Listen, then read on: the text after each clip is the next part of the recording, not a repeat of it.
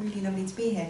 I've been looking forward to this time, knowing that I'm going to be speaking to, well, I knew that at least Emma and Mark were coming, so I thought, if nobody else comes, I'll just speak to you two, but there's more of us here. My name is Reverend Satya Robyn, and I run the temple here with Kasperlita, my husband. We've been here for 5 years now, and for some of you, at least, this is your first time inside the shrine room, so welcome.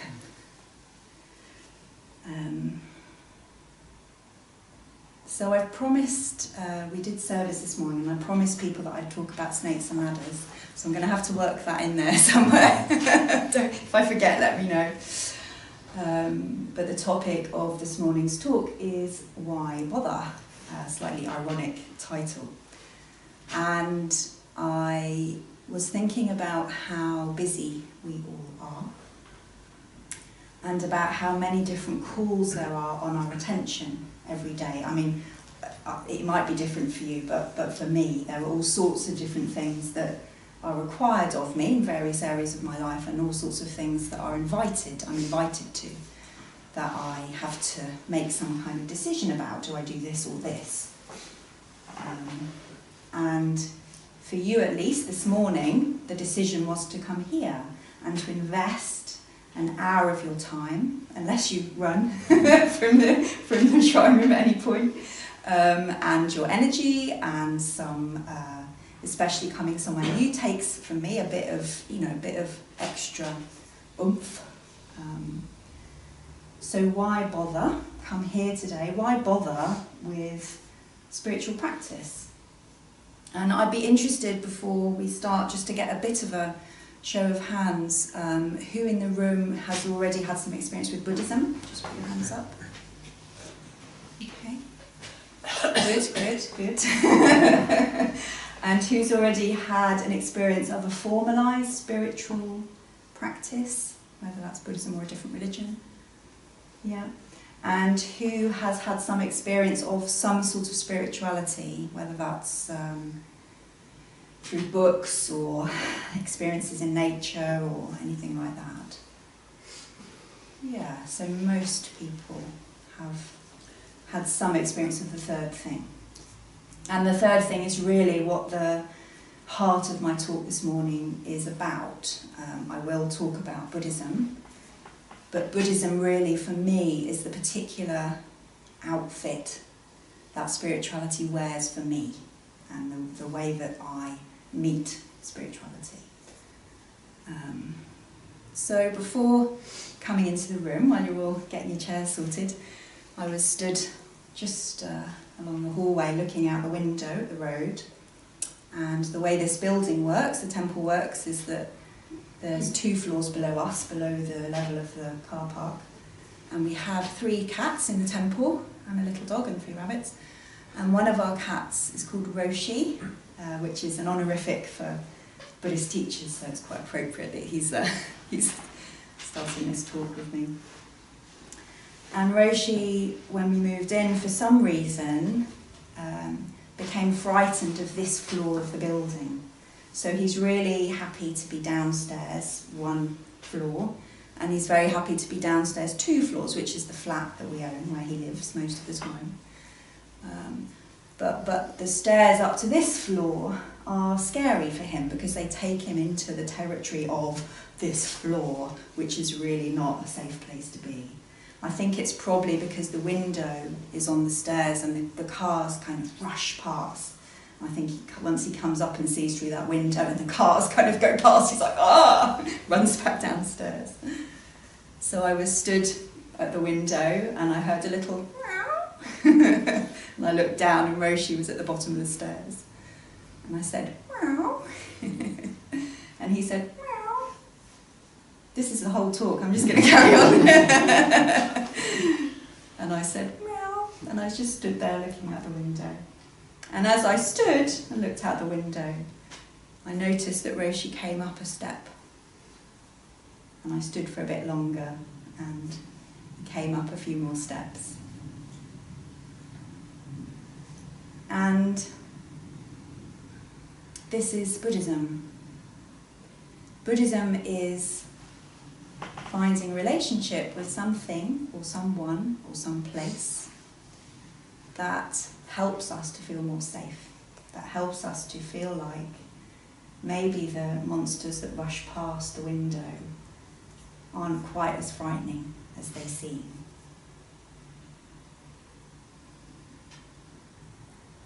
And certainly in my experience, life is frightening. There are frightening bits. There are uncomfortable bits. And so for me, what Buddhism has brought me, why I bother with this, is that I am less frightened than I was when I first encountered Buddhism. And I've come up a few more steps. And then sometimes I go down again. But for me, at the top of the stairs is something that I call the Buddha, which is a steady presence, which isn't afraid, and which is standing there, comfortable and meowing back at me and encouraging me.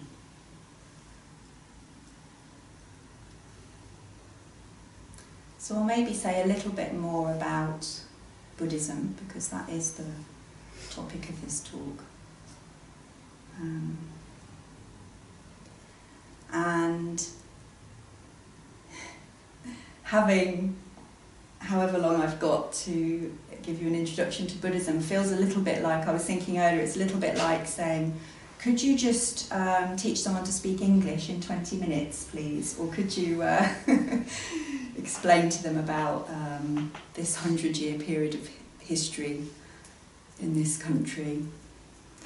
So there's many, many things I could say, and that kind of brings me into the snakes and ladders thing, which I'll talk about a bit later. But I'll choose the thing to start with that most Buddhists would choose, because there are lots of different kinds of Buddhists, just like there are lots of different kinds of Christians. Most people in this country are familiar with how different Christians can be.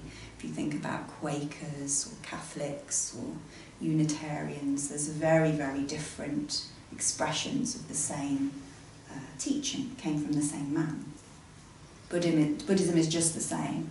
So people in this country tend to think Buddhism, meditation. So if I go and do Buddhism, I'm going to do meditation and I'm going to become enlightened, or I'm going to become really peaceful. Or, there's lots and lots to Buddhism. That's one very kind of narrow aspect, really, which the West has sort of picked out and isolated in some ways. So what most Buddhists, or maybe all Buddhists, would begin with is refuge. We talk about refuge in Buddhism, but my Buddhist teacher, Dharma talks about refuge as how it is for a refugee. That if we're a refugee, we have left our home, we've left our family, we've left all the things we know, we maybe don't have any money or belongings, and we're going, we're lost, we're away from where safe. So refuge is finding that place where a refugee is at home again, that they're at home, they feel safe, they have enough to live, they have connections. Refuge is what Roshi was taking on the bottom step when I first met him. And so Buddhists speak about taking refuge in the things that are permanent. That Buddhism says that pretty much everything is impermanent apart from three things. Most of us take refuge in many, many things. I could start listing a few from me. People that know me already would be able to shout out from the crowd what my refuges are. Chocolate, yeah. Correct. First refuge, chocolate. Trashy detective novels. Overworking. I was just about to say that one. So you could all tell me your own refuges. Some people really take refuge in status, or in money, or in family connections, or in nature, or in heroin or in cigarettes, or so there's all sorts of things that we take refuge in. Exercise, and some of those are sort of down the heroin's kind of down the unhealthy end of the scale, and then maybe yoga is pretty much over here. But we all use these things to help us to feel more safe in this world which is impermanent. So the Buddha said that there are 3 things that we all face, that we all get sick, we all get old, and we all die. That those are the things that we can't escape from. And in that situation, that scary, the scary cars rushing past the window, we need something to help us to feel a little bit less wobbly. And a lot of this stuff we sort of do without even knowing. We learn to seek refuge very young in a lot of the things we seek refuge in. And the Buddhism says that all of these things that we take refuge in are impermanent. That chocolate is great when you start eating it, and then after, half a bar, it starts feeling a bit, you start feeling a bit full and it gets a bit sickly. I try and change bars, get a different bar, then that helps for a little while. I like very expensive chocolates, so I'll buy really expensive chocolates. And then I get the hit, it kind of keeps going for a while. But there comes a point where actually I know the most expensive vegan chocolates in the UK. I can tell you where I can buy them all, and I've enjoyed them all. And after a while, even the most expensive vegan chocolate, it fades, the pleasure fades. It's impermanent.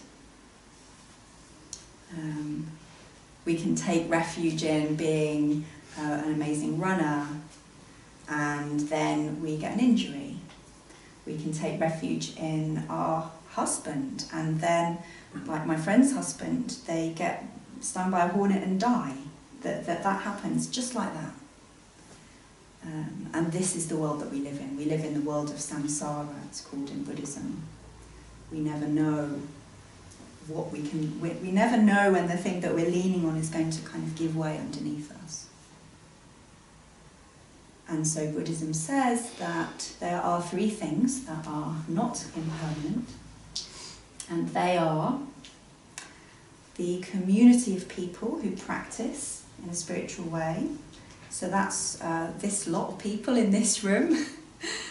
You can see that community, Sangha, as just Buddhists who practice properly, but I like to see Sangha as really any community that puts something at the centre of their lives that isn't the impermanent refuges that I was talking about just now. So anyone who is interested in a life of meaning and integrity, those people are a great support to us.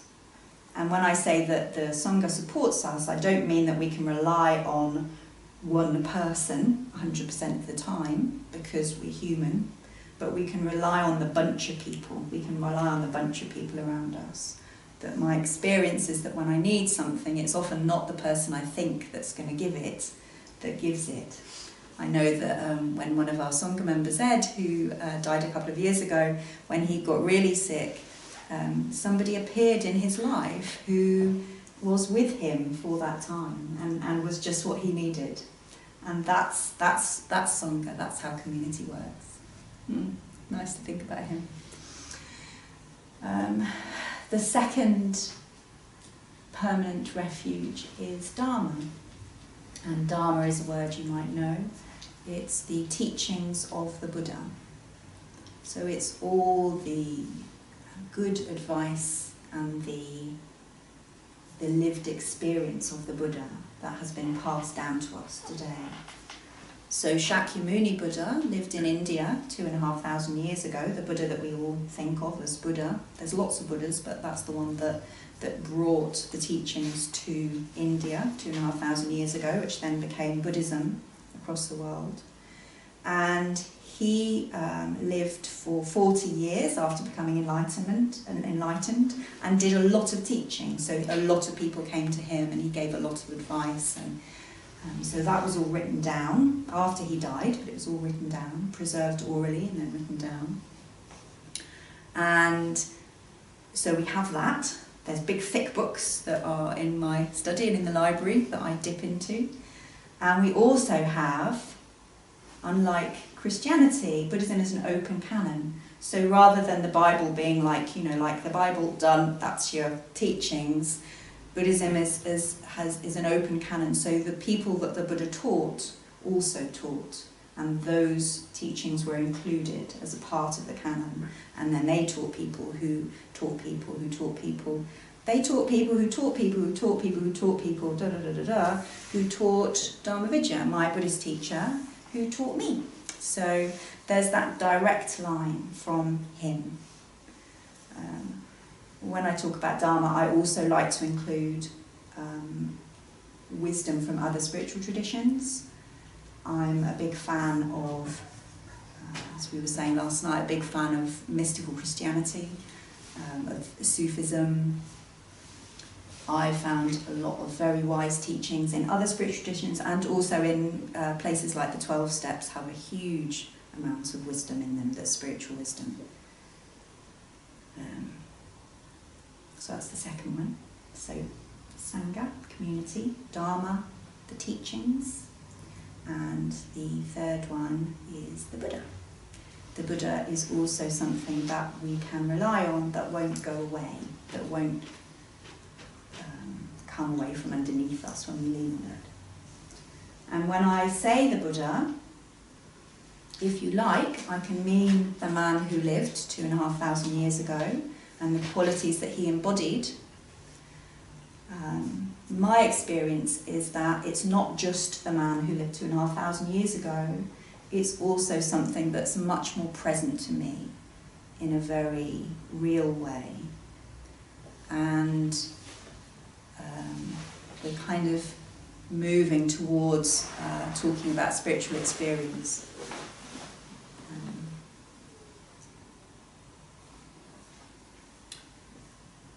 So, my experience of refuge is that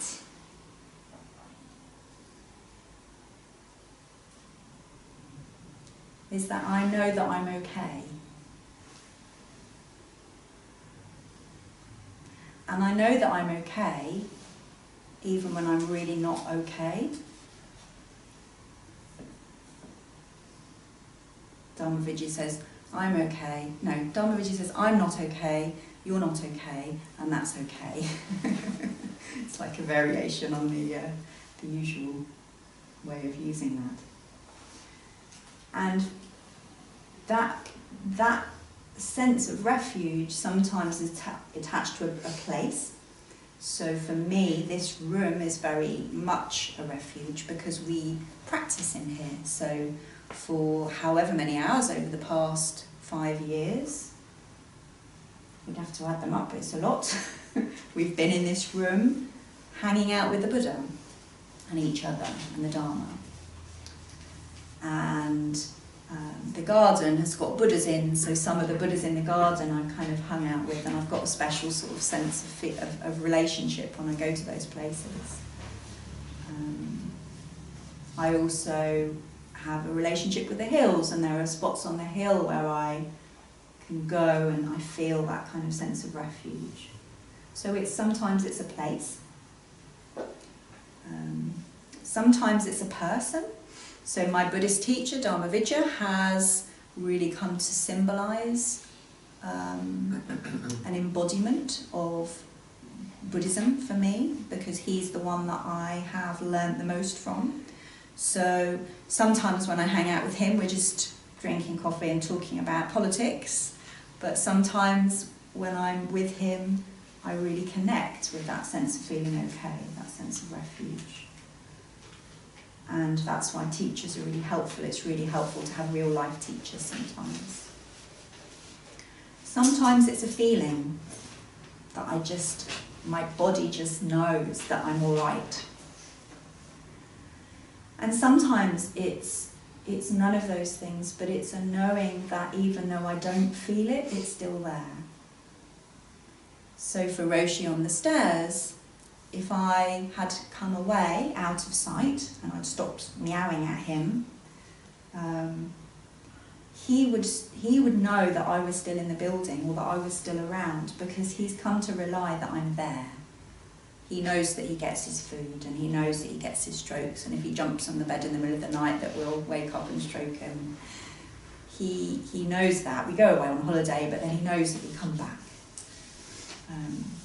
So a lot of my experience as a Buddhist is not feeling, oh my God, I'm so connected to the Buddha, I feel amazing. It's remembering that the Buddha is there because I've had that experience in the past, and I know that I can have it again at some point. And those sorts of things all build up, that over time we do the same things. We have ritual here that we do together. We do the same things, and they take on a bigger power, like things that we do at Christmas that take on power, or things at weddings that people repeat. These things, we haven't got much ritual left in our society, but ritual is hugely powerful and holds, it's like a container for meaning. And the more that we do it, the more meaning kind of seeps through.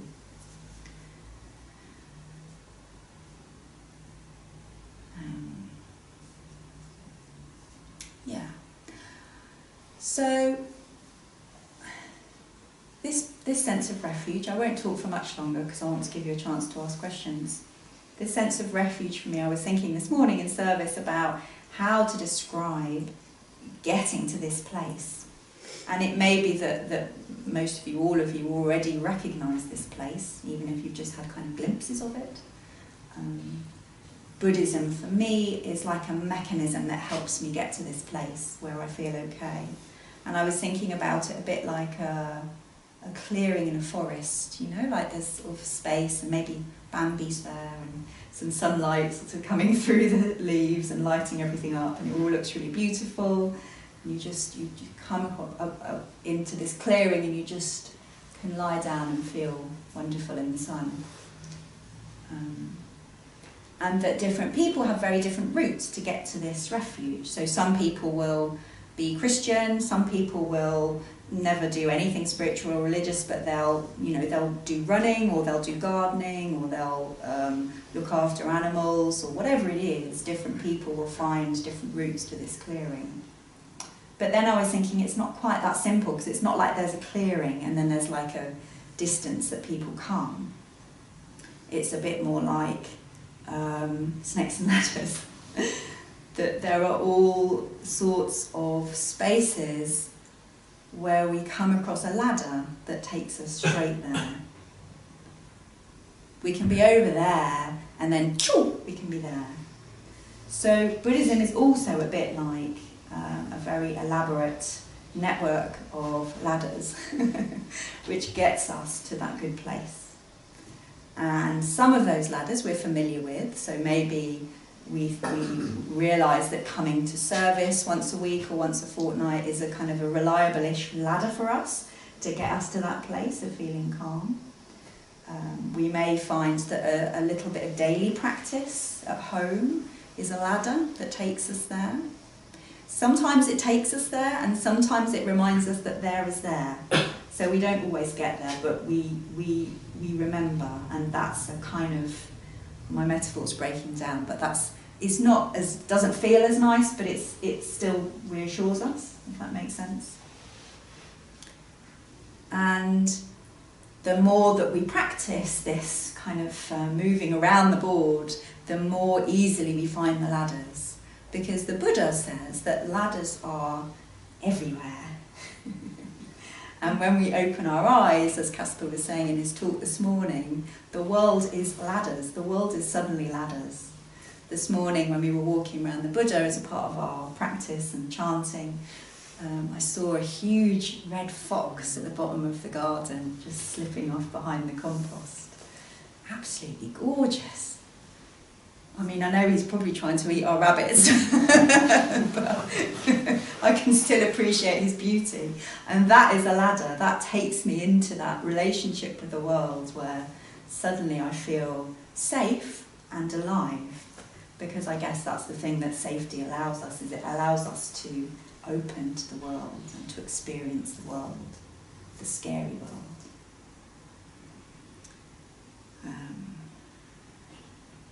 It feels like there are a million things I could say and haven't said. And I'm also wondering if that might be enough for now. Just sum it up. I'll sum it up.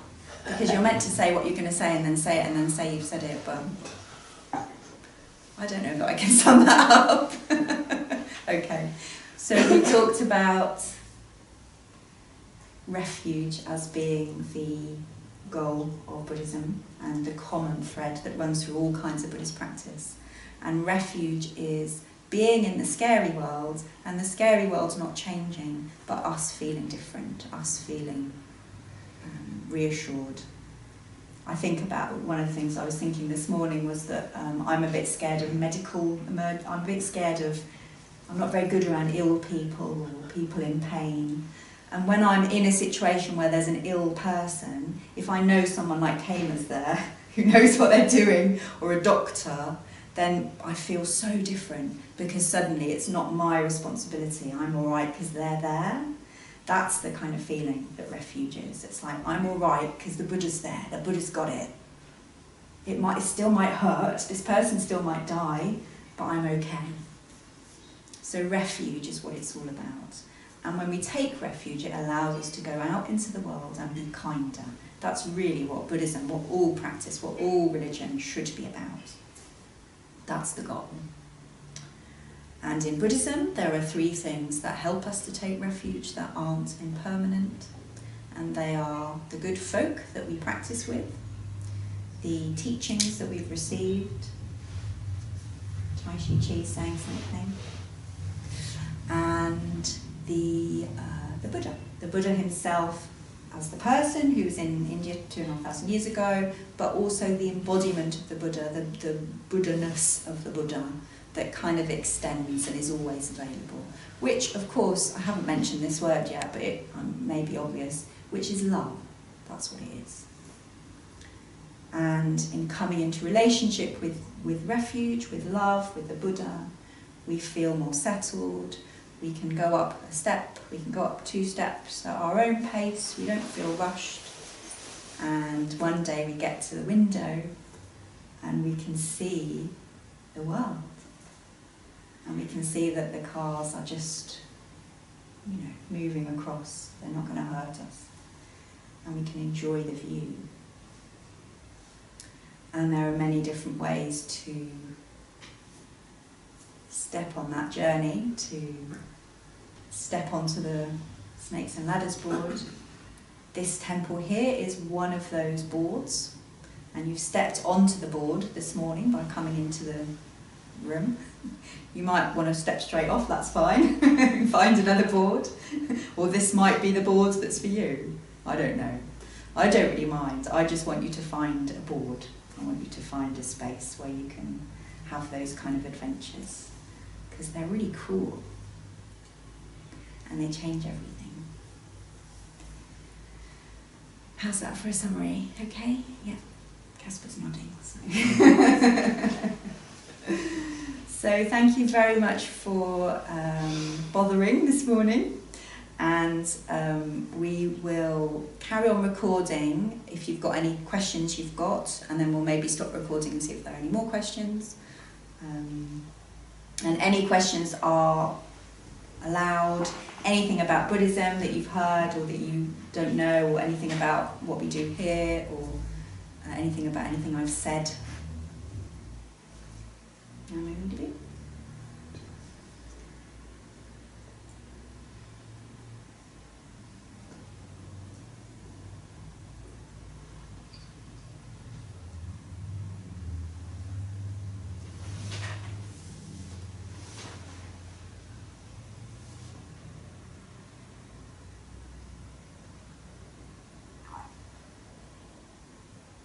Maybe you're all enlightened. Or sleepy. Or whatever. Hot flush. Claims having hot flush. I was just thinking from what you were saying. So it's very male-dominated, all the Buddhas, isn't it? Buddhas, women? Well, that's a good question. I think that, like probably most of history, the head figures are often male.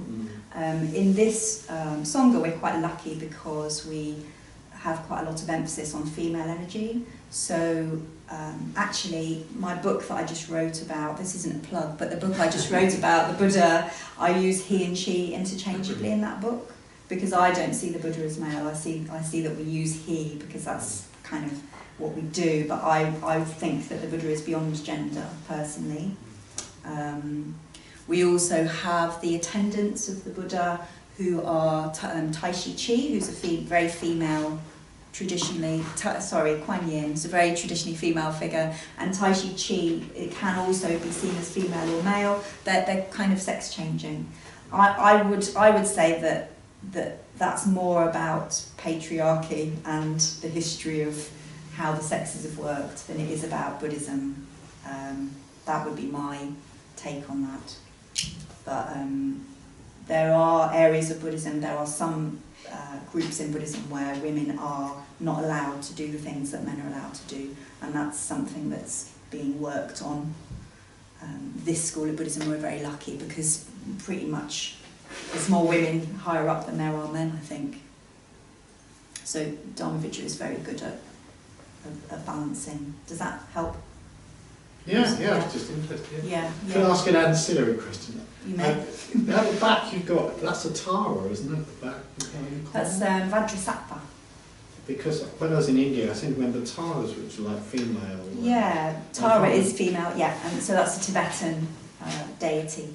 There's lots of Taras in Tibetan Buddhism. Vajrasattva is just a feminine looking statue, I think. It's maybe worth saying that we do use the word Buddha in two ways. So you said this, but I just want to say it again to make sense of what you were just talking about, that the Buddha can refer to the historical person who lived 2,500 years ago, who was a man. He was definitely a man. And had his, and was a human being and didn't get everything right the first time, so he had to be convinced to let women join the Sangha, for example. Which a man did. Yeah, which a man did. And then he was convinced, and Yeah. the nuns' community went on to flourish. But there is also this sense, particularly in the Buddhism of Tibet, China, Japan, Vietnam, and so on, that the essence of the Buddha, this love, unconditional love and wisdom, is available throughout the universe and manifests as all of these different faces that we use to give it, which sometimes embody particular qualities. So Kuan Yin is an embodiment of compassion. Tai Chi Chi is an embodiment of strength and courage, for example. So there's a sense that energy of enlightenment, of nirvana, of unconditional love is moving to us through all of these different figures, which are all called Buddhas. So there's the historical Buddha, and then there's all of these other Buddhas that appear at different times in different places. Some of which are male and some of which are female. I was talking to a friend yesterday about, he said, is the Buddha like God? Is the Buddha like a real thing that you relate to? And I guess that it's worth saying that it doesn't really matter to start with whether you think it's real or not. Caspar says that when he was younger and struggled with whether these things really existed or not, he thought about how, can I use your story? Yeah. He thought about how coming into relationship with a fictional character could be helpful to him. So characters on TV that are inspiring, or in books or literature. So if it works, then do it, and it doesn't matter too much whether it's a real being out there or not. Practice it. Does it make you happier? Does it make you more kind? Does it make you feel more settled? And don't worry too much about the rest of it. So easy to say, but hard to do. Easy to say, Hard to do for Western minds that are trained to yeah. pick things apart. Yeah. Any more questions?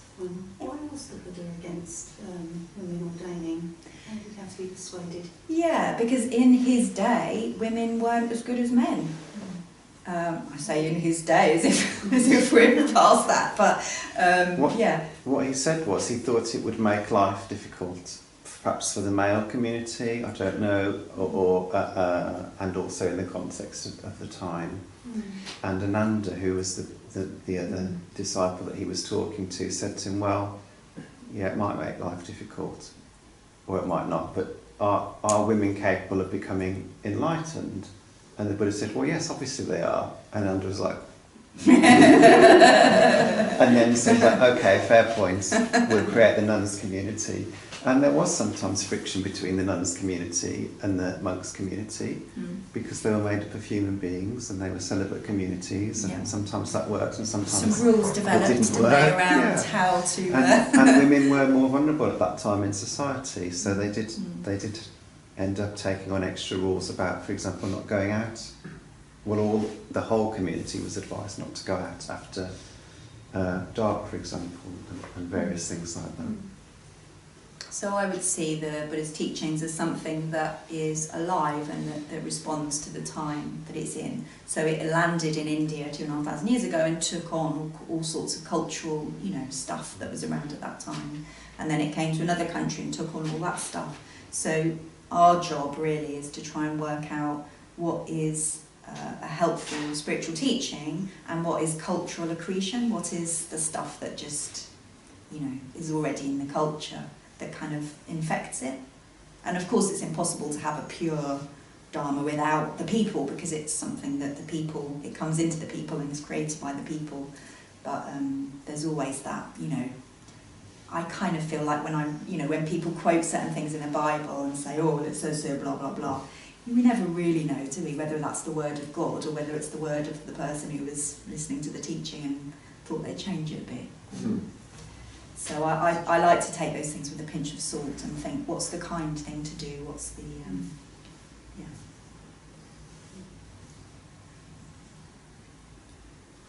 I've got a question. It's sort of more for Casper.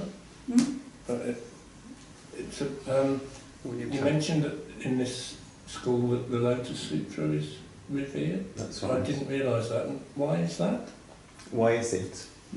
It's a very powerful and significant teaching that was transmitted into China and really changed the way Buddhism was understood in China at the time. And it became, in China and in the countries that Buddhism was transmitted to from China, it is as significant as the Bible is to the Western canon of literature and philosophy. And so the schools that the school in Japan, Buddhism came from China and arrived in Japan, and they basically all practiced one form of Buddhism, and one of the most central texts was the Lotus Sutra.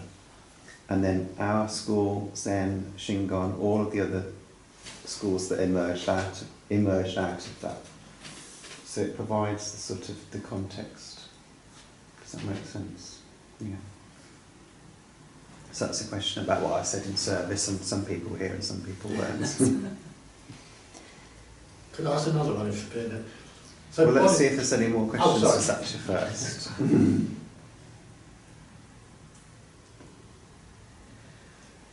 Okay. Bodhisattvas then, so they can become enlightened, but they sort of choose to sort of turn left sort of thing, do they? And sort of, I mean, how does that work? So you can take that one. You can take that one. So bodhisattvas are beings that can go to heaven, they can go to nirvana, they can, if they want, kind of come to the end of this being in this world of samsara where they kind of go round and round, but they make a choice to come back and save everybody else. So that's an embodiment of the ultimate sacrifice, really, is that they care more about the people around them and the other beings, whether they know them or not, than they do about their own well-being or their own kind of satisfaction. Does that make sense? So bodhisattvas are revered as idealised figures that offer things, that give things. Yeah. So I think I'll pause again there because I want us to have a little experience of the practice that we do in this School of Buddhism before we finish. And I'll just say something very quick about if you are on the first square of the Snakes and Ladders board and you are interested in exploring this form of Buddhism, what you might want to do next. We do have leaflets in the hallway, and there is a purple leaflet which gives information about the practice we do here. Do you want to consider? Which you can go away and do at home if you want to, try at home.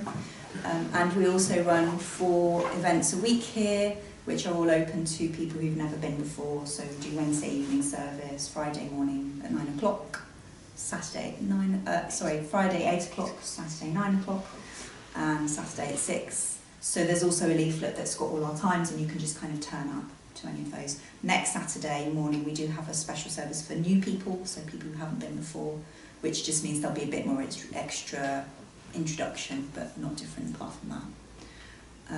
Or you might want to go away and explore other forms of Buddhism or other spiritual practices, so you know where your path will be, or the Buddha knows where your path will be. You just have to keep listening and you'll find out. So we'll finish with some Nembutsu, and I could speak for another hour about what Nembutsu means. The way that we take refuge in the Buddha in this form of Buddhism, in this school of Buddhism, is by saying the name of the Buddha of infinite light. When you say someone's name, when I say Claire or Dave or David, then that kind of conjures the quality of that person. So when we say the name of the Buddha, it sort of conjures the qualities of love and wisdom and accepting.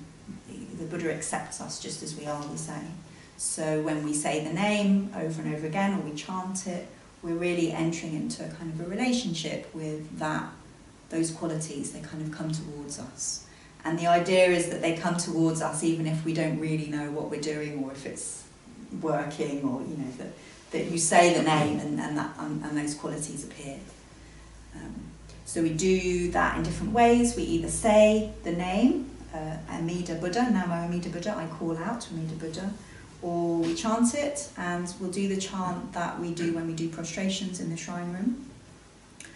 And the words are Namo, I call out to, Amida, Bu, which is short for Buddha, Namo Amida Bu, Namo Amida Bu. And as we chant, you might just want to shut your eyes and start joining in with everyone when you've roughly got the tune. Don't worry too much about getting it wrong. And if you want to, you can just imagine just hanging out with the Buddha, hanging out with a being that embodies love. And we'll do that for about 5 minutes, and then I'll get quieter. As we get quieter, we'll just sort of sit in quiet. And then maybe, has anyone got a bell? Ken's got the ink in. Have you got the ink in? Tony, could you pass Kane the singing bowl? Not the huge one, just the little one. And then Kane will just ring the bell after a few minutes of silence. Thank you. I didn't know you were still on duty.